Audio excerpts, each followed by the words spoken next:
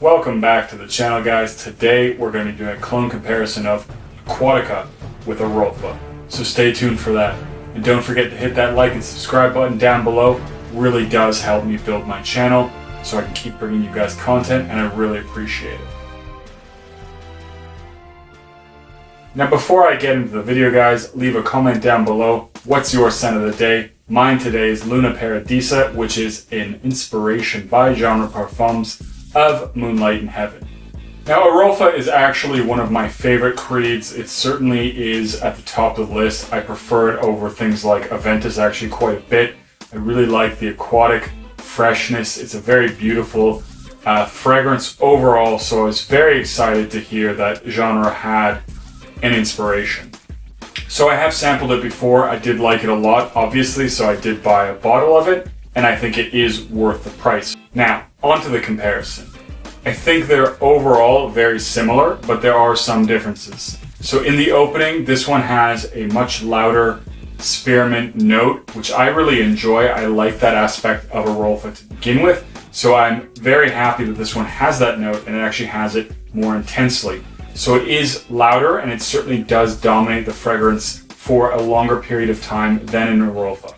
So after a few moments, the citruses certainly come to the forefront a lot more. You do start to get a little bit more of that lemon, and there is an overall sweetness from what I'm pretty sure is ambergris. Creed's well known for using ambergris, but it's actually not a listed note on the official Creed website. So I'm going to assume that's where it's coming from. But there does start to develop also this sort of overall citrusy, fruity sweetness that's actually very, very enjoyable.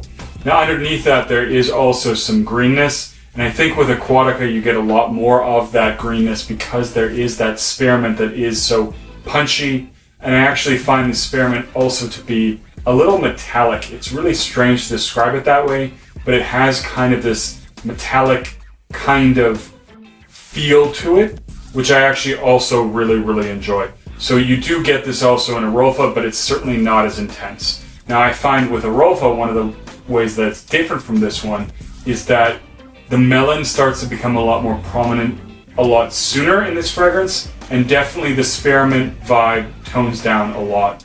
Now there still is in Erolfa the same sort of sweetness, and it does have that sort of green aspect to it as well, although it's slightly toned down.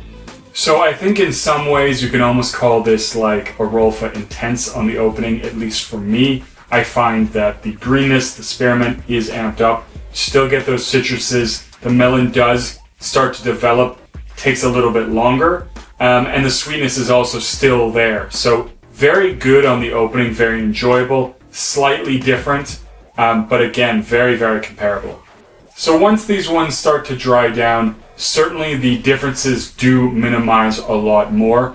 Now I do find that the spearmint does start to tone down, but it certainly is present for much longer, and I do catch whiffs of that mintiness much, much longer in the fragrance with Aquatica than I do with Erolfa. So that is, for me, a main point of difference. During the dry down, the melon does start to come more to the fore, get a lot more of those citruses and fruits as well, and it becomes a little less green and very sort of aquatic as well. Now with respect to Erolfa in the dry down, what I start to get is really this beautiful ocean breeze, very nice and sweet and fresh and uplifting, a little bit of saltiness that just feels very carefree and very beautiful. And that's actually one of the things that really draws me to Erolfa. It just is this very beautiful, free fragrance, especially in the dry down. It's very, very good and just feels very uplifting. Now I think Aquatica has overall done a very good job of replicating that feeling and that aspect of the fragrance. I think it takes a little bit longer for it to get there. The spearmint definitely does last a little bit longer. The green notes are a little more prominent, but certainly after a longer period of time, maybe it takes a little bit more than Erolfa to get there. Within 20 to 30 minutes of each other, it does still have that very free, somewhat salty ocean breeze vibe that I love about Erolfa. So in the dry down, again, these ones come very, very similar to each other. But definitely deep in the dry down, these would be very difficult to tell apart. And I think really I'm smelling these ones with a lot of criticism. And I think in the air, most people would not tell these two apart. And certainly a uninformed nose would not be able to tell these apart, most likely. They're very, very similar, and I think Devin did a great job on this one. And the aspects, as I mentioned, that I find it to be different, I really quite enjoy. So I do like this one. It's really great. Now, onto the performance. Erolfa, for me, suffers a lot from the performance issues, especially with the price point. I find that I get anywhere between 4 to 6 hours, which is not really that great, and it doesn't project that much either. This is definitely one you're going to have to reapply.